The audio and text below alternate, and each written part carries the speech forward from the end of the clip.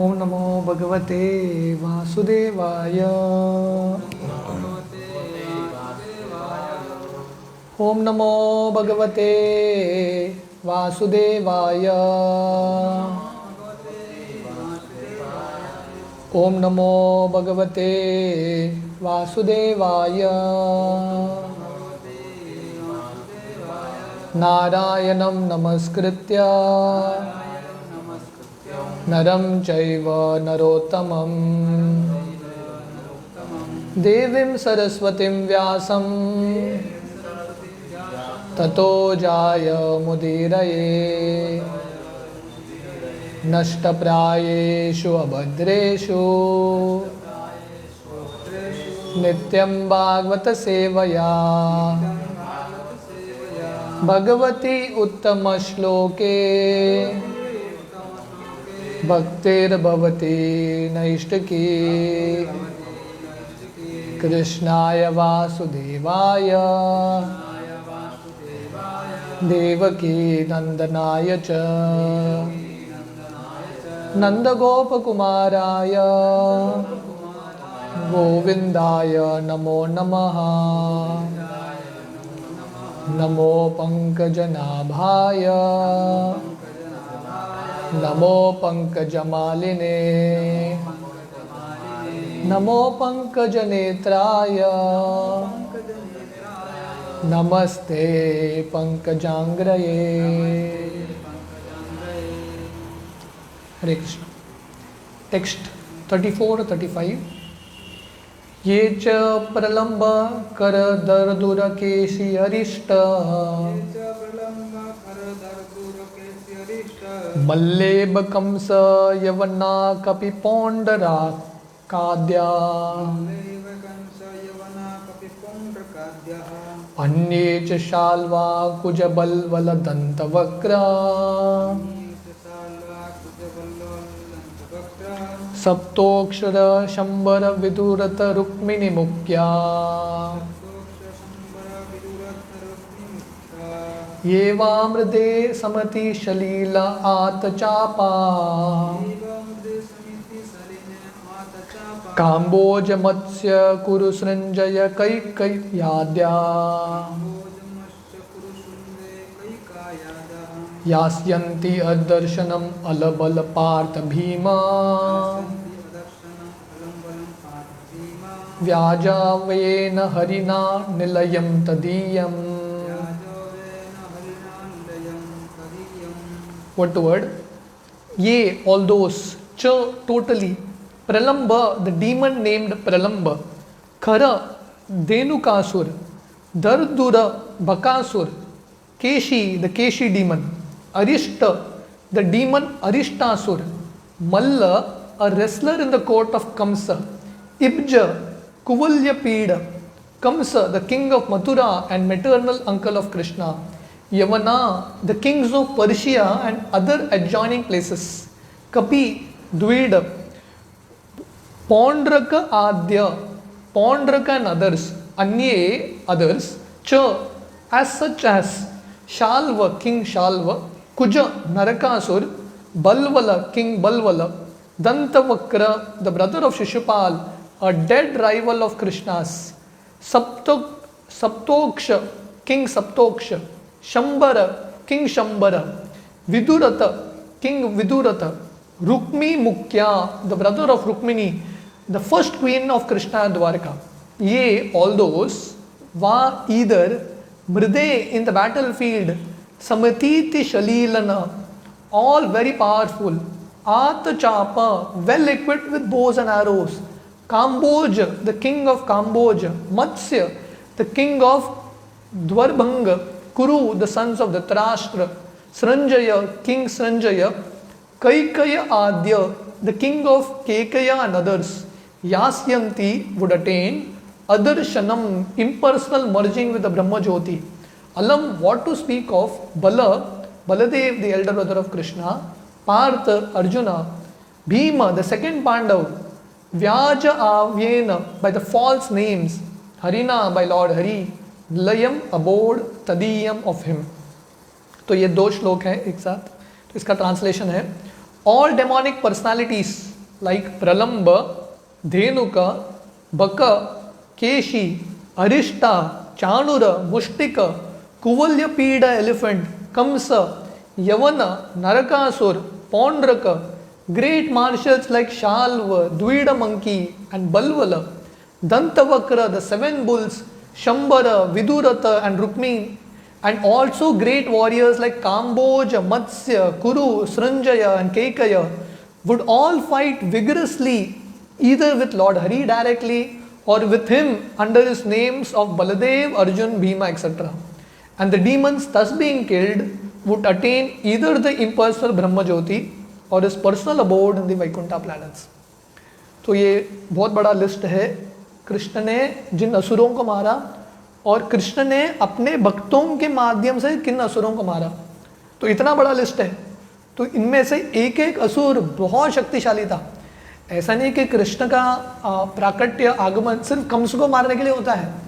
कंस तो एक छोटा राक्षस था, ऐसे बहुत सारे राक्षस थे। इमेजिन करो कंस जैसे इतने सारे लोग ये दुनिया में थे, तो इसलिए कृष्ण को आना पड़ा।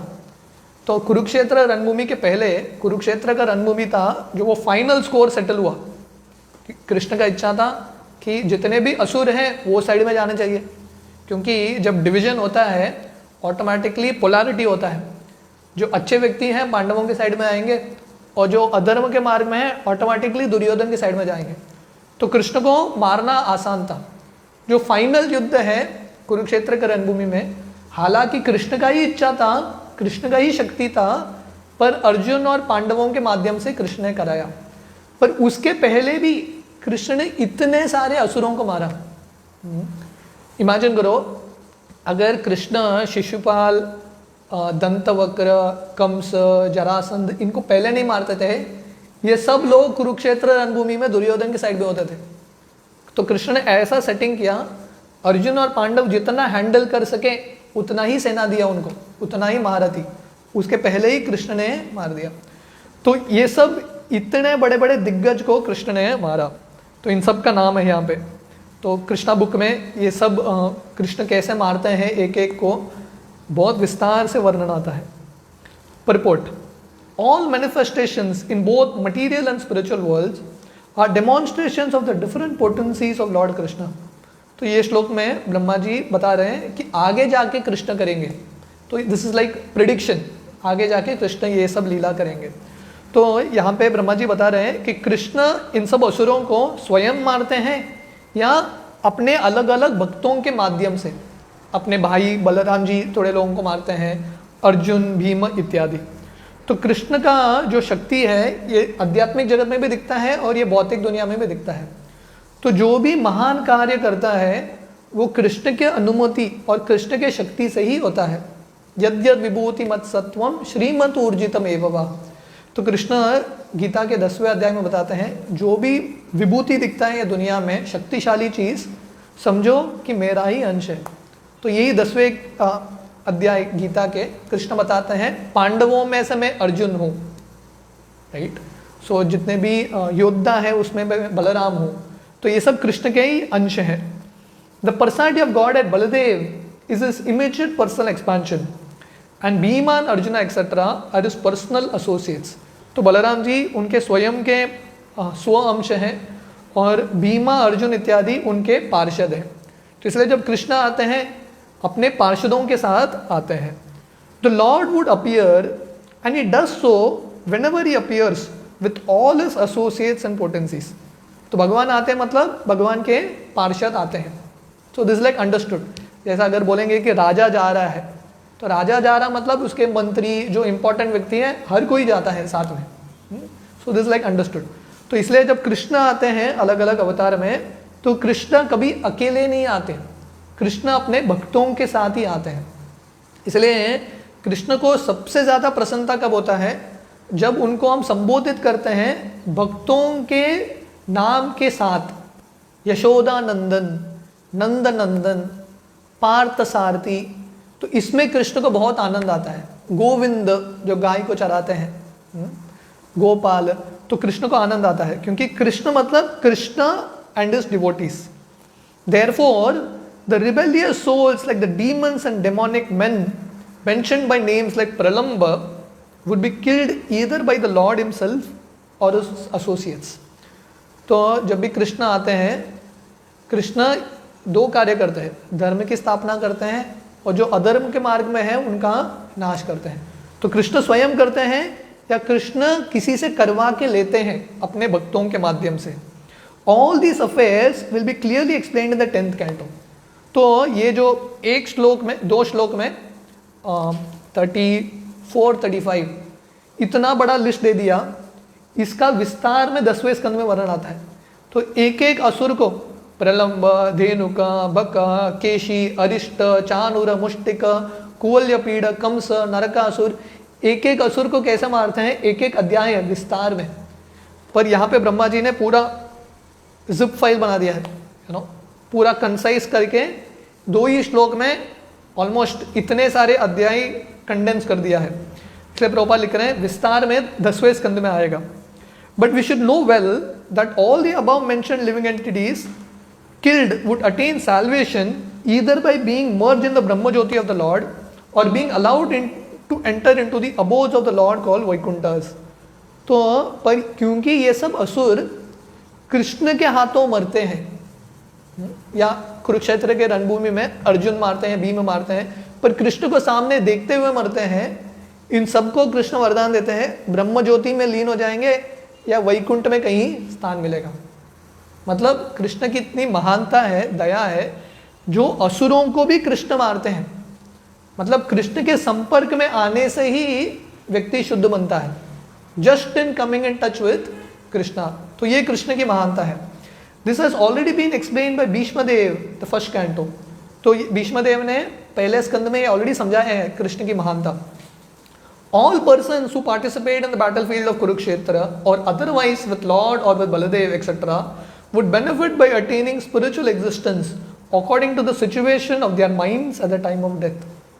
तो जो भी कुरुक्षेत्र रणभूमि में भीष्मदेव ने समझाया पहले स्कंद में, जो भी वहां पे मर गया, ये साइड का हो कि वो साइड का हो, पांडवों के साइड का हो, कौरवों के साइड का हो, हर एक व्यक्ति को मुक्ति मिल गया क्योंकि कृष्ण उपस्थित है वहां पे.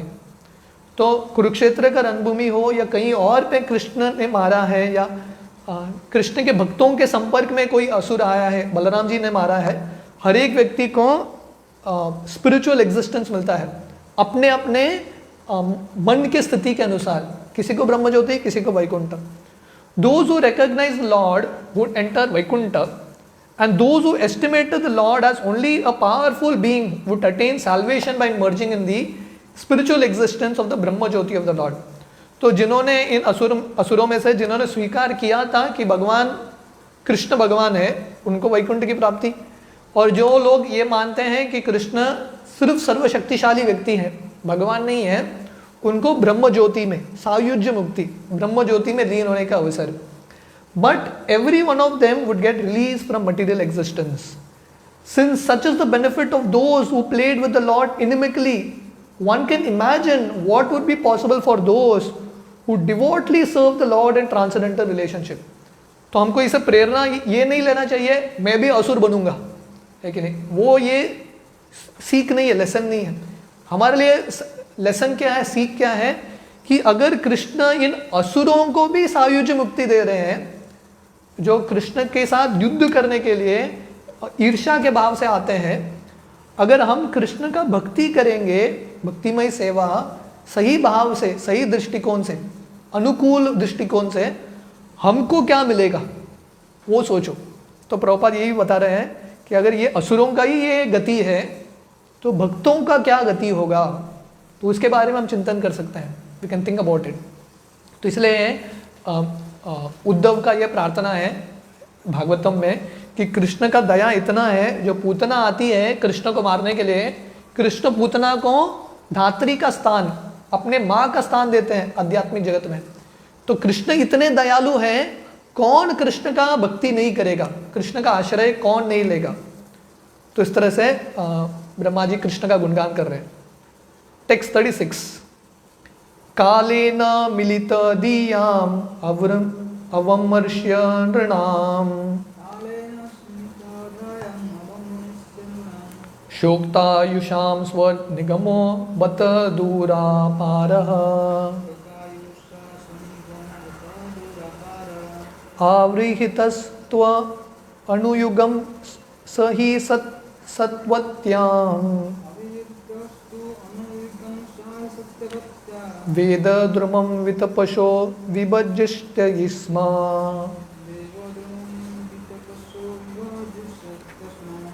तो अभी टेक्स्ट 36 में अगले अवतार के बारे में वर्णन कर रहे हैं। तो ये पिछले 6-7 श्लोक 6 या 7 श्लोक में ब्रह्मा जी ने संक्षेप में पूरा कृष्ण लीला का वर्णन कर दिया, जो भागवतम 10वें स्कंद में विस्तार से आता है। तो अभी अगले अवतार के बारे में बता रहे हैं। वर्ड टू वर्ड, कालेन इन कोर्स ऑफ टाइम मिलित दियाम of the less intelligent persons अवमृश्य कंसिडरिंग द डिफिकल्टीज ऋणाम ऑफ ह्यूमैनिटी एट लार्ज स्तोक आयुषाम of the short living persons स्वनिगमः the Vedic literatures compiled by him but exactly दूरपार greatly difficult avirhita having appeared as two but anuyugam in terms of age, sir he the Lord, he certainly satyavatyam in the womb of Satyavati, Veda Druman the desired tree of the Vedas, Vitapasha by divisions of branches, Vibhajishyati will divide sma as it were। तो यहाँ पे भी आगे जाके जो अवतार आने वाले हैं ब्रह्मा जी बता रहे हैं। Translation, the Lord himself in his incarnation as the son of Satyavati Vyasadeva will consider his compilation of the Vedic literature to be very difficult for the less intelligent persons with short life and thus he will divide the tree of Vedic knowledge into different branches according to the circumstance of the particular age। तो ये भगवान का अगला अवतार है व्यासदेव, जो सत्यवती के पुत्र बनते हैं, पराशर मुनि और सत्यवती के पुत्र। तो यहाँ पे वर्णन कर रहे हैं कि जब कलयुग का प्रारंभ होने वाला है उस समय ही भगवान व्यासदेव के रूप में आते हैं। और क्योंकि कलयुग के लोग कम बुद्धि के हैं, प्रायेण अल्प आयुष्य सभ्य कलौ अस्मिन् युगे जना मंद सुमंद मतयोर मंद भाग्यायुपद्रत। तो कलयुग के लोगों का अलग अलग क्वालिटीज़ है। मंद भाग्य है, भाग्य मंद है, कष्ट आते रहते हैं। जो याददाश्त है, स्मृति है वो कम है, बुद्धि कम है, आयु कम है। तो इसलिए भगवान को लगता है कि कलयुग के लोगों को पूरा वेद समझना बहुत मुश्किल है, वेरी डिफिकल्ट सब्जेक्ट मैटर। तो इसलिए क्या करते हैं, वही वेद को व्यासदेव आके अलग अलग विभाजन करते हैं। तो पहले एक ही वेद था, वो वेद को 4 वेद करते हैं। उसके बाद वेदांत सूत्र लिखते हैं, उपनिषद, पुराण इत्यादि, ताकि कलयुग के लोगों को अपने समय के अनुसार, अपने काल के अनुसार समझ पाए। Purport, herein Brahma ji mentions the future compilation of Shrimad Bhagavatam for the short lived persons of the Kali age. तो ब्रह्मा जी यहाँ पे आगे प्रिडिक्ट कर रहे हैं कि आगे जाके कलयुग में व्यासदेव आएंगे। तो व्यासदेव ये वैदिक नॉलेज जो एक वृक्ष की तरह है उसको डिवाइड करते हैं अलग अलग विभाजन में, और फाइनली क्या लिखते हैं व्यासदेव, श्रीमद् भागवतम। तो पहले स्कंद में इसका विस्तार में वर्णन आया था।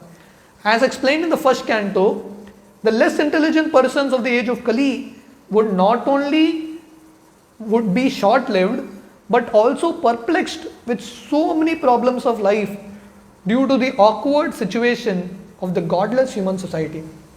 तो कलयुग के लोग, पहले स्कंद में वर्णन आता है कि आयु भी कम रहेगा और इतने सारे पीड़ा और कष्ट रहेगा। तो उस समय भागवतम लिखते समय ही व्यासदेव को पता था कि आगे जाके 2021 में कोविड आएगा, इतना कष्ट आएगा। तो ये कलयुग के लक्षण है। सो नथिंग सरप्राइजिंग, कलयुग मतलब ऐसा सब कष्ट आते रहते हैं। Advancement of material comforts of the body is activity in the mode of ignorance according to the laws of material nature. तो जितना हम शरीर को कंफर्टेबल रखने का प्रयास करते हैं, सुख देने का प्रयास करते हैं, वो कैसा सभ्यता है, तमोगुणी और रजोगुणी सभ्यता है, पैशन एंड इग्नोरेंस। तो श्रील प्रभुपाद गीता के तात्पर्य में लिखते हैं ये जो पूरा दुनिया है 99.9% पूरा रजोगुण पे ही चल रहा है। रजोगुण और तमोगुण का प्रभाव सब जगह है। इसका लक्षण क्या है, हर एक व्यक्ति शरीर को संतुष्ट करने के लिए ही लगा है। आहार निद्रा भय मैथुन इसमें ही लगा है। पूरा उसका चेतना, व्यक्ति का, मनुष्य का चेतना ऊंचे चीज सोचने के लिए लगाना चाहिए, पर अभी पूरा मनुष्य का चेतना किस में लगा है? कैसे मैं अच्छे से खाऊं, कैसे सोऊं, कैसे एंटरटेनमेंट मैथुन, और कैसे अपने आप को बचाऊं कोविड से, है कि नहीं, डिफेंड करूं, इसमें ही पूरा चेतना गया है। तो पूरा ऑब्जॉर्प्शन हम तल्लीन शारीरिक रूप में ही है। भगवान की भक्ति कब करेंगे? तो इसलिए एकादशी का जो दिन है, निर्जल एकादशी या बाकी भी एकादशी, एक अवसर है जब हम शरीर के ज़रूरतों को कम कर सकते हैं और आत्मा के ज़रूरतों को बढ़ा सकते हैं। ट्रेनिंग है ये। Real advancement of knowledge means progress of knowledge in self realization. तो सही प्रगति, मनुष्य का प्रगति मतलब आत्म साक्षात्कार प्राप्त करना, शारीरिक स्तर से ऊपर उठना। But in the age of Kali the less intelligent man mistakenly consider the short lifetime of 100 years now factually reduced to about 40 or 60 years to be all in all। तो कलयुग के लोगों को क्या लगता है, ये जो छोटा जिंदगी है 100 साल का, प्रॉपर ब्रैकेट में लिखते हैं, अभी 100 साल भी नहीं है कि नहीं, ऐसा वायरस आता रहेगा 40 साल, 60 ईयर्स मैक्सिमम, या 70, कोई बहुत भाग्यवान है तो 70 साल तक पहुंचेगा, बस उतना ही कलयुग का आयु। पर इतने छोटे ज़िंदगी में हमको लगता है यही सब कुछ है, तो मज़ा कर लो, जितना चाहिए मज़ा करो। They are less intelligent because they have no information of the eternity of life. They identify with a temporary material body existing for 40 years and consider it the only basic principle of life. तो ऐसे लोगों को आत्मा का ज्ञान नहीं है, उनका लगता है शरीर ही सब है। तो ये 40 साल की ज़िंदगी में जो शरीर मिला है, इसको जितना चाहिए पालन पोषण करते रहो। इसको इंग्लिश में पैम्परिंग बोलते हैं। तो बच्चे को बहुत कुछ देते रहेंगे तो क्या होगा, बच्चा बिगड़ेगा। तो वैसे ही हम शरीर को पैम्परिंग करते रहते हैं, जो शरीर को चाहिए दे देते हैं, खाना चाहिए दे दो, पिज़्ज़ा चाहिए दे दो, जो चाहिए देते रहते हैं शरीर को, और आत्मा को कुछ भी नहीं देते। क्यों? क्योंकि हमको लगता है ये शरीर ही सब कुछ है और इसके साथ ही हम आइडेंटिफाई करते हैं। तो ये किसका लक्षण है? कम बुद्धि वालों, कम जो बुद्धि के हैं उनका लक्षण है। Such persons are described as equal to asses and bulls. तो ऐसा व्यक्ति का तुलना शास्त्र में क्या होता है? सामान्य एतत् पशुभिर नरानाम। ऐसा जो संस्कृति है, सभ्यता है, जो सिर्फ शारीरिक रूप में जीता है, वो पशुओं का सभ्यता है। But the Lord, as the compassionate Father of all living beings, imparts unto them the vast Vedic knowledge in the short treatise like the Bhagavad Gita and for the graduate Srimad Bhagavatam। तो भगवान को पता है कलयुग के लोगों के पास समय नहीं है। सबसे बड़ा बीमारी क्या बीमारी है कलयुग में? टाइम नहीं है। सब कुछ स्मार्ट है कि नहीं? और मोबाइल स्मार्टफोन है करने के लिए, गाड़ी भी स्मार्ट आ गया, फास्ट चलता है, सब कुछ फास्ट ट्रैक पे है, स्मार्ट ट्रैक पे है कि नहीं? टेक्नोलॉजी आ गया, वो मेट्रो ट्रेन्स आ गए, बुलेट ट्रेन्स आ गए, फ्लाइट्स आ गया, सब कुछ आ गया, फिर भी लोगों के पास समय नहीं। पहले ज़माने में लोगों के पास टेक्नोलॉजी नहीं था, वॉशिंग मशीन नहीं था। वॉशिंग मशीन किस लिए बना है? ताकि समय बचे, है कि नहीं? पर वॉशिंग मशीन आ गया, मोबाइल आ गया, टेलीफोन आ गया, गाड़ी आ गया, सब कुछ आ गया, फिर भी कलयुग का प्रॉब्लम है, किसी के पास टाइम नहीं है, शॉर्ट ऑफ टाइम नहीं है। आप किसी को बोलो गीता बताओ, बोलेंगे 5 मिनट में बता दो गीता, बस संक्षेप में, है कि नहीं? वीडियो भी बनाना है तो 2 मिनट का, 5 मिनट का, बस उतना ही अटेंशन स्पैन है। उससे ज़्यादा लोग विचलित होते हैं, सुन नहीं पाएंगे कृष्ण कथा। इमेजिन करो परीक्षित महाराज बैठे हैं गंगा के तट पे, 7 दिन 7 रात सुन रहे हैं भागवतम, उतना उनको अटेंशन स्पैन है। अभी अटेंशन स्पैन इतना कम हो गया है, इसलिए भगवान जानते हैं कलयुग के लोग, उनके जो पुत्र हैं उनका ये सिचुएशन है, तो भगवान कृपा करके गीता और भागवतम देते हैं। वेद तो आप पढ़ नहीं सकते, समय भी नहीं है और बुद्धि भी नहीं है समझने के लिए, इसलिए गीता पढ़ो। गीता वेदों का सार है। और कितना श्लोक है? सिर्फ 700 श्लोक, बस 700 श्लोक का गीता। और उससे ज़्यादा अगर किसी को इंटरेस्ट है, भागवतम को लो, 18,000 श्लोक Shrimad Bhagavatam for post graduate studies. तो ये देने के लिए भगवान आते हैं। तो भगवान आने के अलग अलग कारण हैं, पर कृष्ण भगवान को आने का सबसे मुख्य कारण है गीता देना। आज इंटरनेशनल योगा डे है कि नहीं, तो सब लोग योग करते हैं, तो सबसे बड़ा योगदान कृष्ण का है योग के फील्ड में, वो क्या है? भगवद गीता। क्योंकि कृष्ण योगेश्वर है, कृष्ण से ही योग का मार्ग आता है, और कृष्ण गीता में समझाते हैं कि कैसा भक्ति योग सबसे सर्वश्रेष्ठ है। तो आज इंटरनेशनल योगा के दिन सबको एक प्रण लेना चाहिए गीता पढ़ने का, क्योंकि भारत में सबके पास गीता है या गीता के बारे में पता है, पर कोई गीता पढ़ता नहीं है। तो गीता पढ़ना है, और उससे अगर ज़्यादा किसी को प्रगति करना है तो ऐसा व्यक्ति श्रीमद् भागवतम पढ़ सकता है। The Puranas and the Mahabharatas are also similarly made by Vyasadeva for different types of men in the modes of material nature, but none of them are independent for the of the Vedic principles. तो व्यासदेव आते हैं, यहाँ पे ब्रह्मा जी वर्णन कर रहे हैं, क्योंकि लोग कलयुग के लोग कम बुद्धिमान हैं, ये जो वेद हैं उसका अलग अलग विभाजन करते हैं और फाइनली महाभारत देते हैं। तो महाभारत एक स्टोरी लाइन है कि नहीं? कलयुग के लोगों को फिलॉसफी बताओ सो जाएंगे, है कि नहीं? स्टोरी बताओ उठ जाएंगे। तो कृष्ण एक स्टोरी रचाते हैं महाभारत युद्ध का, और व्यासदेव ऐसा फर्स्ट क्लास महाभारत पुस्तक लिखते हैं। तो व्यक्ति स्टोरी सुनेगा तो उसको बहुत एक्साइटमेंट आएगा, स्टोरी है युद्ध का, पॉलिटिक्स का, इसका उसका स्टोरी। और स्टोरी का सबसे बड़ा क्लाइमैक्स क्या है? 18 दिन का युद्ध, कुरुक्षेत्र का रणभूमि का युद्ध। तो हर व्यक्ति तैयार रहता है अभी युद्ध में क्या होगा, पर उसके पहले क्या सुनना पड़ेगा? भगवद गीता। तो जैसा बच्चा होता है ना, बच्चा मेडिसिन लेता नहीं है, तो क्या करती है माँ? वो मेडिसिन को उसका पाउडर बना के लड्डू में डाल देती है, खा ले, है कि नहीं? तो लड्डू के साथ साथ मेडिसिन भी जाएगा। तो व्यासदेव, क्योंकि कलयुग के लोगों को चिंतन पता है उनको कि एंटरटेनमेंट चाहिए, उनको स्टोरी चाहिए, बस मज़ा चाहिए, तो वो स्टोरी लाइन महाभारत में भगवद गीता का मेडिसिन डाल देता है। कैसे? तो भगवद गीता का मेडिसिन जाएगा। तो व्यासदेव का ये बहुत इंपॉर्टेंट कंट्रीब्यूशन है, महाभारत दिया उन्होंने और गीता को लिखा उन्होंने। उनका दूसरा कंट्रीब्यूशन है श्रीमद् भागवतम, जिसमें कृष्ण लीला का पूरा वर्णन है। The entire Krishna lila is described in Srimad Bhagavatam. सो ये दो पुस्तक पढ़ेंगे तो एक्चुअली हम भक्ति में और जिंदगी में बहुत प्रगति कर सकते हैं। तो ये भगवान का अगला अवतार था व्यासदेव का। सो text 37 will continue tomorrow. Hare Krishna.